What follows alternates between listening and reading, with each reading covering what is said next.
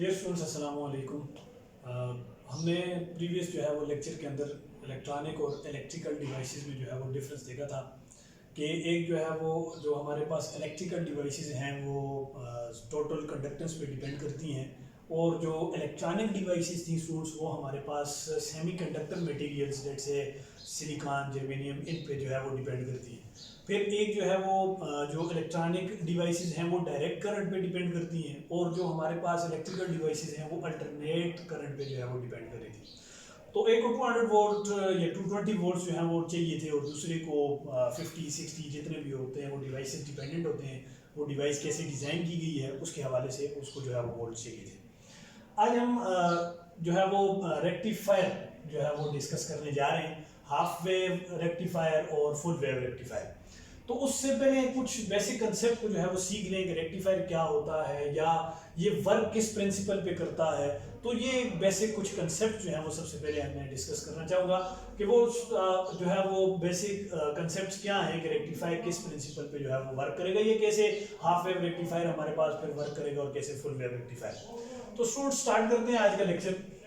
Sir दो devices दो तरह की हैं, एक जो है वो हमारे पास इन्वर्टर और एक जो है वो रेक्टिफायर, ठीक है। अब उससे पहले मैं एक चीज आपको बताना चाहूंगा, डायोड और पीएन जंक्शन।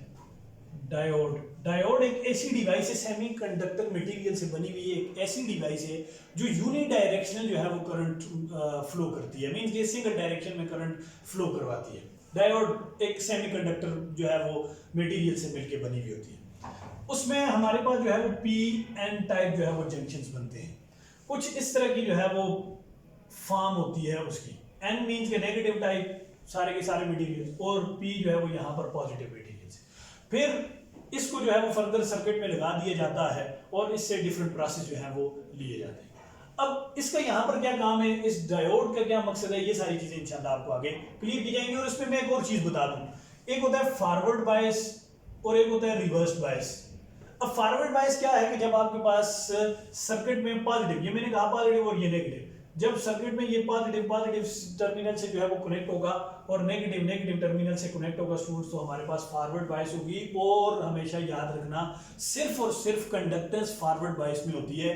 फॉरवर्ड बायस जो है वो चार्जेस को अलाउ करता है फ्लो के लिए। और जो हमारे पास नेगेटिव है, नेगेटिव टर्मिनल जब नेगेटिव टर्मिनल से होगा तो ये फॉरवर्ड बायस जो है वो हमारे पास होगी।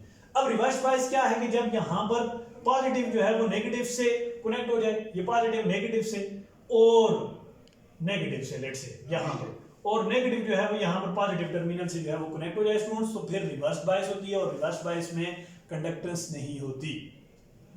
अब हम आ रहे हैं अपने टॉपिक की तरफ। ये चीजें जो है वो प्रीवियस लेक्चर में थी जो स्किप थी, तो इस वजह से मैंने आपको समझा दी। पहले डिवाइसेस दो तरह की हैं स्टूडेंट्स, एक है इन्वर्टर और एक है रेक्टिफायर। इन्वर्टर क्या है कि वो डायरेक्ट करंट को अल्टरनेट सोर्स में जो है वो कन्वर्ट करते हैं। लेट्स से कैसे, घरों में यूपीएस होता है, आपने यूपीएस देखा होगा, लगा होगा।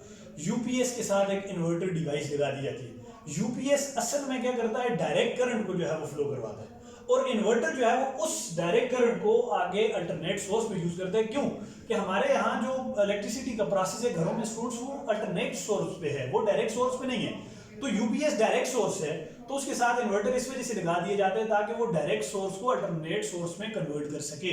तो इस वजह से इन्वर्टर जो है वो डायरेक्ट सोर्स को जो है वो अल्टरनेटिंग सोर्स में कन्वर्ट करता है। रेक्टिफायर क्या है कि ये हमारे पास एक ऐसी डिवाइस है जो अल्टरनेट सोर्स को डायरेक्ट सोर्स में कन्वर्ट करती है। अब कैसे, इसकी एग्जांपल क्या है, जैसे फॉर एग्जांपल मैं ये कहूंगा आपको कि एक मोबाइल है, उसके अंदर जो बैटरी है वो डायरेक्ट सोर्स से चार्ज होती है, मगर उसका जो चार्जर है वो आप अल्टरनेट सोर्स में लगा देते हो। तो ये रेक्टिफायर फिर वहां पर यूज कर दिया जाता है कि जो डायरेक्ट सोर्स को चार्ज करे, डायरेक्ट जो है वो यूनिडायरेक्शनल जो करंट जो जिन डिवाइसेस को चाहिए उनको चार्ज करने में मदद देता है, ये फ्लो ऑफ चार्ज होता है। तो वो रेक्टिफायर क्या करता है कि उस अल्टरनेट करंट को फिर डायरेक्ट करंट में चेंज कर देता है। और वहां पर फिर हमें चाहिए, क्योंकि बस जो है वो 20 वोल्ट्स पे है, बस 10 वोल्ट्स पे है, तो फिर डिवाइसेस के अंदर स्टूडेंट्स फिर हमने पढ़ा ट्रांसफार्मर प्रीवियस चैप्टर में, स्टेप अप स्टेप डाउन, तो वहां पर ट्रांसफार्मर फिर ये रजिस्टर जो है वो रेक्टिफायर, ये तब डिवाइसेस के अंदर यूज कर दिए जाते हैं इलेक्ट्रॉनिक डिवाइसेस के अंदर। अब इसके आगे फर्दर रेक्टिफायर की दो तरह की हमारे पास जो है वो टाइप्स हैं, एक है हाफ वेव रेक्टिफायर और एक है फुल वेव रेक्टिफायर। अब हाफ वेव, अगर आपने जो है वो प्रीवियस एसी वाला चैप्टर आपके जहन में है तो ठीक, नहीं तो दोबारा उन लेक्चर को लाजमी सुने, क्योंकि वही फिनोमेना है सारे का सारा, वही साइनोसाइडल वेव है, वही अल्टरनेटिंग सोर्स है, तो हम वही डिस्कस करने जा रहे हैं स्टूडेंट्स। तो अगर आपको वो नहीं आता तो दोबारा उस लेक्चर को लाजमी सुने। हाफ वेव रेक्टिफायर क्या है कि वो रेक्टिफाई करेगा किसको, 1/2 of the AC cycle, 1/2 of the AC cycle. Let's say जो है वो मेरे पास ये हाफ साइकिल और ये हाफ साइकिल, और मैंने क्या कहा था कि फर्स्ट जो हाफ साइकिल है उसमें हमारे पास लेट्स से पॉजिटिव टू नेगेटिव जो है वो फ्लो करता है करंट किसी सर्किट के अंदर। लेट्स से ये जंक्शन है, इसमें ये पॉजिटिव और ये नेगेटिव, तो फर्स्ट हाफ साइकिल है तो पॉजिटिव टू नेगेटिव जो है वो करंट फ्लो करेगा। जब नेक्स्ट हाफ साइकिल है तो स्टूडेंट्स करंट जो है वो नेगेटिव टू पॉजिटिव जो है वो फ्लो करता है। अब यहां पर इनपुट क्या है कि वही टोटल सोर्स है, वही साइनोसाइडल वेव है, वही टोटल सोर्स है कि आप 0 t/2 t डिफरेंट वैल्यूज जो है वो इसको देते हैं। और फिर ये मैंने कहा था वहां पर भी आपको बता दिया था कि एसी में ये हमारे पास चूंकि जो है वो एक पीरियोडिक फंक्शन होते हैं, हर एक टाइम इंटरवल के बाद ये अपनी वैल्यू चेंज करते हैं, तो फिर ये रिपीटिशन होगी। मगर इसका इनपुट तो ये होगा एसी सोर्स, इनपुट ये है, मगर यहां पर आउटपुट में आपको सिर्फ ये वाले जो पॉजिटिव रेट से ये वाले सारे साइकिल्स जो हैं वो आपको मिल जाएंगे, और यहां पर ये स्पेस रहेगा। अब ऐसा क्यों है हाफ वेव रेक्टिफायर में, क्योंकि हमने डेफिनेशन में ये कहा कि सिर्फ और सिर्फ वो एक हाफ साइकिल को रेक्टिफाई करेगा। मींस के पॉजिटिव हैं तो तीनों पॉजिटिव हेड्स हमें मिले, नेगेटिव हैं तो तीनों नेगेटिव हेड्स जो हैं वो हमें मिलेंगे। वो अगर पॉजिटिव हाफ साइकिल को रेक्टिफाई करता है तो नेगेटिव को नहीं करेगा, अगर पॉजिटिव को करता है तो नेगेटिव को नहीं करेगा, नेगेटिव की जगह पे जस्ट स्पेस आ जाएगी, डॉट आ जाएगा। अब ये क्यों ऐसा करता है ये हम आगे चल के डिस्कस करते हैं। फुल वेव रेक्टिफायर क्या है कि वो फुल साइकिल ऑफ एसी को रेक्टिफाई करे, फर्दर मूव करवाए चार्जेस को। कैसे, ये एक इनपुट है हमारा फुल वेव में रेक्टिफायर में, और ये हमारा आउटपुट है। तो आप देख सकते हैं कि फर्स्ट हाफ साइकिल में अगर पॉजिटिव तो नेगेटिव को भी उसने रेक्टिफाई किया, फिर पॉजिटिव और फिर नेगेटिव को भी उसने रेक्टिफाई किया, मींस के फुल इस साइकिल के लिए जो है वो करंट फ्लो करे। अब हम आते हैं स्टूडेंट्स अपने टॉपिक की तरफ कि हमारा जो आज का टॉपिक है half wave rectifier. Half wave rectifier में ये टोटल वर्क कैसे होता है, जो भी मैंने आपको इनपुट और आउटपुट जो है वो समझा दिया। अब स्टूडेंट्स यहां पर यही एक डायोड, जो अभी मैंने आपको स्टार्ट में लेक्चर के स्टार्ट में एक पीएन जंक्शन बताया, ये एक डायोड बताया। अब इसमें देखें तो यहां पर लेट्स से ये वो डायोड है हमारे पास, ये पॉजिटिव और ये नेगेटिव, एक जो है वो रेजिस्टेंस लगा दिया सर्किट में, ये एक एसी सोर्स है। क्यों कि रेक्टिफायर जो है वो हमारे पास एसी टू डीसी कन्वर्ट करता है, तो एसी सोर्स हमने जो है वो यहां पर लगा दिया सर्किट में, और ये एक स्विच। अब मैं स्विच को क्लोज करता हूं तो क्या होगा, सबसे पहले पॉजिटिव हाफ साइकिल जब मूव करेगा 0 to t/2 0 to t/2, तो क्या होगा कि यहां पर ये पॉजिटिव टर्मिनल पॉजिटिव आ जाएगा और यहां पर नेगेटिव जनरेट हो जाएगा इस हाफ साइकिल की वजह से 0 to t/2 तक। तो करंट जो है वो ऐसे मूव करेगा ऐसे फर्दर, और यहां पर आप देख सकते हैं जब पॉजिटिव हाफ साइकिल यहां पर बना और नेगेटिव हाफ साइकिल यहां पर बना, तो स्टूडेंट्स आप देख सकते हैं कि ये पॉजिटिव जो है वो यहां पर जंक्शन में पॉजिटिव से कनेक्टेड है, और यहां पर ये नेगेटिव इस सर्किट के अंदर ये नेगेटिव इस नेगेटिव जंक्शन के साथ कनेक्टेड है। तो जब पॉजिटिव के साथ नेगेटिव के साथ, तो स्टूडेंट्स यहां पर फॉरवर्ड बायसिंग होगी, मींस के कंडक्टेंस होगी। और मैंने आपको पहले बता दिया कि कंडक्टेंस सिर्फ और सिर्फ फॉरवर्ड बायस के केस में ही होती है। तो करंट ऐसे जो है वो रिवॉल्व करेगा, यहां से ऐसे फर्दर मूव करेगा इस सिचुएशन में, ठीक है स्टूडेंट्स। जब और क्या होगा कि ये हमें पॉजिटिव हाफ साइकिल मिलेगा और ये फॉर्म बन जाएगी, ठीक है। अब नेक्स्ट जब ये हाफ साइकिल आएगा, मीन ये t/2 टू t तक हम मूव करेंगे, तो ये हाफ साइकिल आएगा।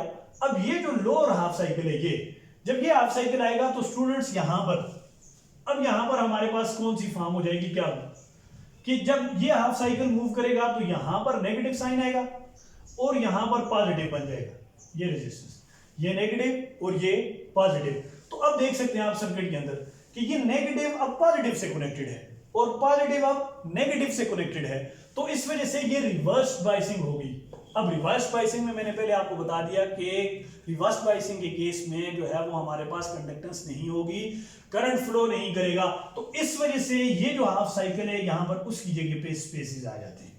फिर ये जब साइकिल मूव करेगा, यहां से फर्दर मूव करेगा साइकिल, तो फिर ये हाफ साइकिल ऐसे बनेगा, फिर यहां पर पॉजिटिव और फिर यहां पर नेगेटिव और फर्दर ये फिर पॉजिटिव से और नेगेटिव से करंट सर्किट के अंदर फ्लो करेगा। और हाफ वेव रेक्टिफायर में हमने डेफिनेशन में ये कहा कि 1/2 ऑफ द साइकिल वो रेक्टिफाई करवाता है स्टूडेंट्स। तो यहां पर आप देख सकते हैं कि पॉजिटिव फिर पॉजिटिव से नेगेटिव से तो कंडक्टेंस होगी, फॉरवर्ड बाइसिंग होगी। और जब फिर T/2 टू D की तरफ हम मूव करेंगे तो फिर नेगेटिव जो है वो पॉजिटिव से कनेक्ट हो जाएगा और पॉजिटिव नेगेटिव से कनेक्ट हो जाएगा, रिवर्स बाइसिंग होगी। और रिवर्स बाइसिंग में स्टूडेंट जो है वो कंडक्टेंस नहीं होती, चार्जेस का फ्लो नहीं होता और हमारे पास कुछ आउटपुट यू मिलता है हमें। ये हमारी इनपुट है, इनपुट और ये हमारी आउटपुट है स्टूडेंट्स। तो यहां पर जब करंट जो है वो इस केस में फ्लो नहीं करेगा तो स्पेसिस आ जाएंगी। तो स्टूडेंट्स नेक्स्ट जो है वो हमारे पास फुल वेव रेक्टिफायर है। अब फुल वेव रेक्टिफायर की डेफिनेशन जो हमने की थी कि वो टोटल उस एसी साइकिल को कंडक्ट करेगा। अच्छा, अब एसी साइकिल हमारे पास जब फर्स्ट पॉजिटिव हाफ साइकिल होगा, पॉजिटिव हाफ साइकिल मूव करेगा, तो स्टूडेंट्स हमारे पास यहां पर पॉजिटिव जनरेट हो जाएगा और यहां पर नेगेटिव जनरेट हो जाएगा। इस पॉइंट पे पॉजिटिव और इस पॉइंट पे नेगेटिव जो है वो जनरेट। अब देखिए, अब कौन कौन से डायोड, ये डायोड लगे हुए हैं, चार जो है वो सर्किट के अंदर डायोड लगे हुए हैं, डायोड 1 2 3 4। डायोड मैंने आपको बता दिया कि यूनि डायरेक्शनल होता है और उसमें फॉरवर्ड बाइसिंग और रिवर्स बाइसिंग होती है। अब फिर हमने वही चेक करना है कि फॉरवर्ड बाइसिंग मीन कि कैसे कैसे करंट फ्लो करेगा और रिवर्स बाइसिंग मीन कि कहां पर जो है वो करंट ड्रॉप होगा, जो करंट को फर्दर मूव करवाएगा और कौन जो है वो करंट को फर्दर मूव नहीं करवाएगा। अब यहां पर हम जो है वो, अच्छा, तो यहां पर नेगेटिव और यहां पर पॉजिटिव। अब डायोड के केस में हमने ये कहा था कि ये हमारे पास जो होगा नेगेटिव और ये पॉजिटिव, ये नेगेटिव ये पॉजिटिव स्टूडेंट्स, ये नेगेटिव ये पॉजिटिव, ये पॉजिटिव ये नेगेटिव, ठीक है, ये जंक्शन है। तो अब क्या है, यहां से डायरेक्ट अगर देखें तो ये पॉजिटिव है तो ये पॉजिटिव से कनेक्टेड है, ठीक है, और यहां से ये नेगेटिव है तो ये नेगेटिव डायरेक्ट यहां पर देखें तो ये नेगेटिव से कनेक्टेड है, मींस के D2 जो है वो फॉरवर्ड बाइसिंग पे है, ठीक। अब ये पॉजिटिव यहां पर ये नेगेटिव जंक्शन है तो ये पॉजिटिव इस नेगेटिव के साथ कनेक्टेड है और यहां पर ये नेगेटिव इस पॉजिटिव के साथ कनेक्टेड है। इट्स मीन कि D1 तो जो है वो यहां पर कभी भी करंट को फ्लो नहीं होने देगा, इस डायरेक्शन में करंट जो है वो मूव नहीं कर सकता, रिवर्स बाइसिंग है। अब फिर यहां पर देखें, ये D3 ये पॉजिटिव नेगेटिव से और ये यहां पर नेगेटिव से, तो यहां पर हमारे पास अब सॉरी ये नेगेटिव जो है वो यहां पर पॉजिटिव से और ये पॉजिटिव यहां पर नेगेटिव से, तो D3 भी कभी भी जो है वो करंट फ्लो नहीं होने देगा क्योंकि यहां पर भी रिवर्स बाइसिंग होगी। D1 एंड D3 ये हमारे पास है स्टूडेंट्स रिवर्स बाइसिंग पे, ठीक है, और D2 और D4 क्यों, ये नेगेटिव से है और ये पॉजिटिव है तो ये पॉजिटिव से है, तो D2 और D4 जो है वो हमारे पास फॉरवर्ड बाइसिंग पे, ठीक है। अब जब सर्किट में फर्स्ट हाफ साइकिल होगा तो यहां पर पॉजिटिव यहां पर नेगेटिव, तो ऐसी सोर्स है ये पॉजिटिव नेगेटिव, तो करंट ऐसे फर्दर मूव करेगा। जब करंट फर्दर मूव किया तो यहां से फर्दर यूं आएगा करंट स्टूडेंट्स, क्योंकि ये फॉरवर्ड बाइसिंग है, D2 तो जो है वो करंट कंडक्ट करवा रहा है करंट को। फिर यहां से इस साइड पे नहीं आएगा, क्यों, क्या अगर रिवर्स बाइसिंग है तो करंट यूं मूव करेगा, यहां से फर्दर ऐसे, यहां से ये, फिर ऐसे। अब यहां पर आए तो यहां पर फिर दो रास्ते हैं, एक D1 की तरफ जा रहा है और एक D4 की तरफ जा रहा है, मगर करंट D1 की तरफ नहीं जाएगा। क्यों नहीं जाएगा, क्योंकि आगे फर्दर फिर हमारे पास जो है वो रिवर्स बाइसिंग है, तो रिवर्स बाइसिंग जो है वो D1 पे रिवर्स बाइसिंग है तो ये करंट जो है वो फ्लो नहीं होने देगी स्टूडेंट्स। तो यहाँ पर फिर करंट इस साइड पे मूव करेगा, यहाँ से फर्दर यूं और ये ऐसे जो है वो नेगेटिव साइड पे पहुंचेगा, तो ये ऐसे जो है वो एक साइकिल कंप्लीट होगा, कंडक्टेंस होगी। जब पॉजिटिव हाफ साइकिल होगा यहाँ पर 0 और T/2 तक, तो पॉजिटिव हाफ साइकिल तो करंट फ्लो हुआ, तो ये हमारे पास एक हेड हमें मिलेगा। अब इस साइड पे यहां पर भी जब negative half cycle, let's say ये नेगेटिव हाफ साइकिल आएगा ये, अब फुल वेव में जो है वो हमारे पास यहां पर स्पेसिस नहीं होते। क्यों नहीं होते, क्योंकि वो टोटल एसी के जो अल्टरनेटिंग सोर्स है या उसकी जो वोल्टेज है उसको टोटल जो है वो रेक्टिफाई करवाता है। अब इसको समझ लेते हैं स्टूडेंट्स कि जब हमारे पास नेगेटिव हाफ साइकिल आएगी, ये तो पॉजिटिव हाफ साइकिल में टोटल ये हमें मिल गया, अब नेगेटिव हाफ साइकिल में भी कैसे होगा, ये हमारे पास जो है वो नेगेटिव, ये पॉजिटिव, ये नेगेटिव, ये पॉजिटिव, ये नेगेटिव, ये पॉजिटिव, ये नेगेटिव और ये पॉजिटिव। अब होगा क्या, जब नेगेटिव हाफ साइकिल आएगा तो यहां पर नेगेटिव जनरेट होगा और यहां पर पॉजिटिव जनरेट होगा, ठीक है। यहां पर नेगेटिव और यहां पर पॉजिटिव, मीन कि यहां पर अब पॉजिटिव बना और यहां पर अब नेगेटिव बना। तो अब क्या होगा, अब इसके उल्ट कि यहां पर D1 और D3 रिवर्स बायस पे थे, D2 और D4 फॉरवर्ड बायस पे थे, तो अब यहां पर इसके उल्ट होगा कि हमारे पास यहां पर देख सकते हैं अब नेगेटिव पॉजिटिव से कनेक्टेड है D2 में, और नेगेटिव यहां पर पॉजिटिव, तो नेगेटिव पॉजिटिव तो अपोजिट है, सेम नहीं है, तो रिवर्स बायसिंग होगी।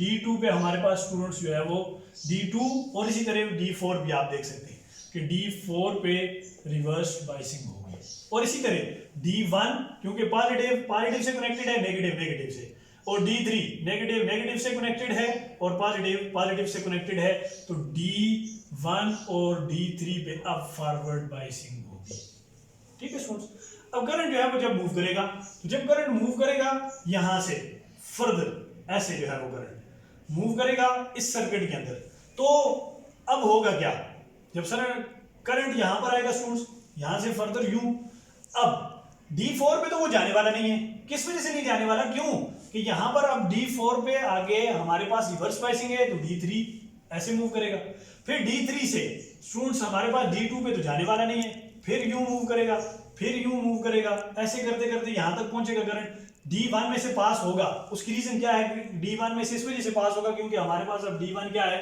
फॉरवर्ड बायसिंग पे है, तो यूं करंट यहां पर आएगा, ऐसे फर्दर मूव करेगा, फिर D2 की तरफ नहीं जा सकता। उसकी रीजन क्या है कि D2 पे हमारे पास रिवर्स बायसिंग है, कंडक्टेंस नहीं है, तो करंट यूं मूव करेगा और करते करते यहां पर पहुंच जाएगा। तो ये टोटल साइकिल में करंट रिवॉल्व हुआ और हमें फिर एक जो है वो हेड मिला। तो ये साइकिल इसी तरह T/2 T, फिर ये फर्दर रिपीट होता रहेगा और ये फर्दर हमारे पास इस तरह के साइकिल्स मिलते रहेंगे। स्टूडेंट्स ये आज का लेक्चर था हाफ वेव रेक्टिफायर और फुल वेव रेक्टिफायर। तो उम्मीद करता हूँ आप लोगों को समझ आई होगी, फिर भी किसी जगह पे मसला हो तो आप पूछ सकते हैं।